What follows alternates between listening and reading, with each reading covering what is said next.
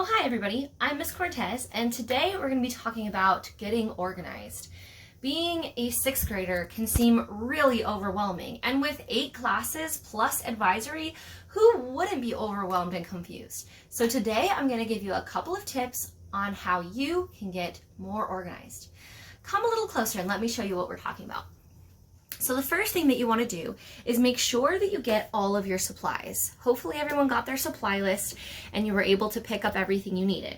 You probably have a pack of loose leaf paper, a pack of grid paper, a binder, which you could totally reuse yours from last year like my daughter is doing, a pencil pouch, a planner, and some notebooks. We're going to talk about these later.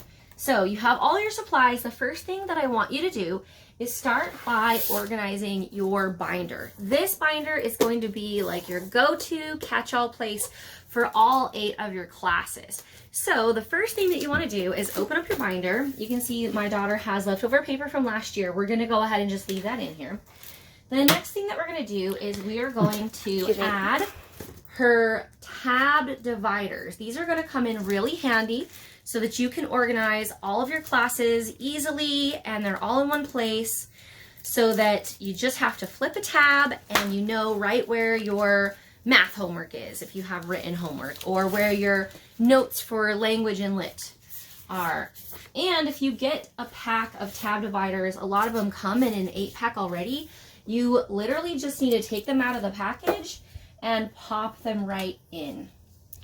Later on, you can organize these and write on the tabs for each class. So you put them in the order that works for you. So for example, if you have arts first, this can be your art tab. If you have math second period, this can be your math tab. And then you'll put the appropriate paper into each section of your binder. This is also a great place for you to put any extra folders that you have. You are supposed to get some pocket folders for some classes, which look like this. And it's really handy if you flip them inside out. There is a little piece, if you undo your tabs. If it's a brand new folder, it probably won't be stuck together like this already.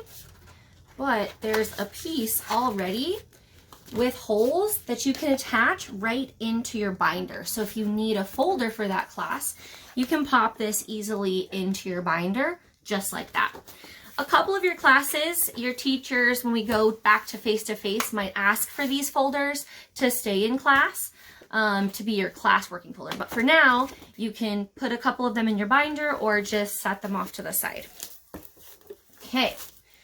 The next thing we want to talk about is a planner.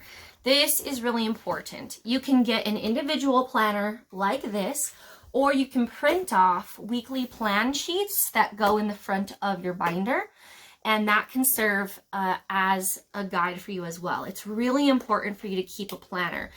Being a sixth grader is a big transition. You are now in middle school. You are, in a lot of ways, on the equivalent level of a 10th grader who is at the end of middle school. In the US, we think of them as being high school, which they are also, but in MYP and in the IB program, they are part of the middle school. So you need to get a planner, and it's a good idea to get one that has a calendar for each month and individual days as well, because this is going to allow you to have a quick view of, oh, I know that school is starting on August 10th, right here, and we can write that there. And then in your individual days, you'll be able to write down what class you had, what your homework assignment was, and this is a great tangible way to just check those boxes just to make sure. If you don't have homework in a particular class, I always encourage students to write the class and then say no homework. So keep that in mind as you're filling out your planner. The last few things that you need to think about is having an organized workspace at your house. Now, everybody's house is going to look a little bit different. Some people are going to be traveling to different family members each day of the week because that's how your family has organized childcare. Some of you are going to be staying at home the whole time. Some of you might have different situations. I live in a pretty small apartment, and so we don't have a lot of space. So we went ahead and set up a desk area for our 6th grade student. And this is a great way for you to organize your space. So she has her utilities cup here with pens, pencils, scissors, eraser, glue stick, all the things that she might need regularly. She has a couple of shelves for her notebooks. So you were also asked to get a handful of notebooks, and we're just reusing ones from previous years. These are just going to live on her shelf until the class is ready to use those. She also has a cheap little whiteboard. I think she got this as a gift, but you can get them at the dollar store, or you can use a page protector with a piece of white paper in it, and that will erase your dry erase marker. She has a composition notebook and then a sketchbook for art. You will definitely need your sketchbook for art class. That's my class. So please be sure to get that as soon as possible. And this is a great place for her to store all of her stuff so that no matter what, she always knows her stuff is going to be here. If she does need to take things on the go, then she should definitely take her planner, her binder, and her pencil bag. I also want to recommend setting up your calendar. So, okay, another thing that I recommend doing is that on your Chromebook, you and your parents can sit down and add your schedule to your Google Calendar. And this will allow you to add reminders for each of your classes.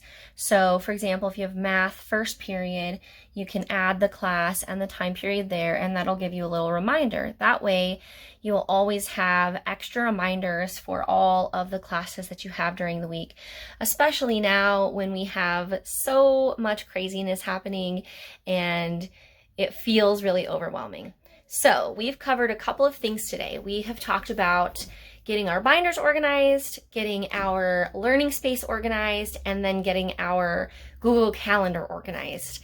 These are going to be really helpful tools for you. And today during advisory, if you have the opportunity, if you have your supplies, go ahead and take a moment to organize your binder if you haven't done so already. Print off some weekly plan sheets to go in your binder, or if you have a planner, you can set that up as well. And take some time to set up your classes inside your Google Calendar. Just remember that we're all in this together, and your advisory teachers are here to help you.